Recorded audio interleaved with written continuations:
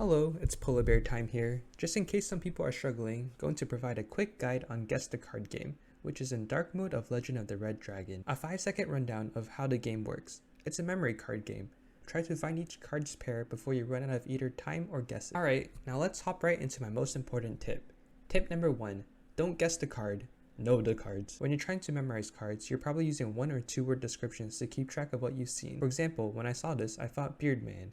But then there are 2 different beard cards. To help with this, I included pictures of all 20 cards. Now, you don't need to memorize the cards, but when you look at a card, you shouldn't spend more than a second to know your unique 1 or 2 word description for the card. If you can't come up with some, here are the descriptions I came up with, but use whatever descriptions work for you. And you probably also noticed that each of these cards has one of 4 color backgrounds, either red, blue, green, or yellow, and they never change.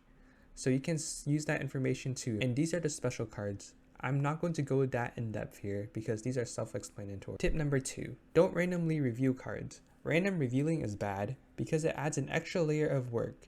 Since not only do you have to remember what cards you've seen, but you also need to recall its position on the board. Instead, try to systematically review as much information as possible. Do this by opening the cards left to right, top to bottom. With this system, you can recite what cards you've seen. On to the third tip. There's usually a minute of extra time left. It's not a race to see who finishes the fastest.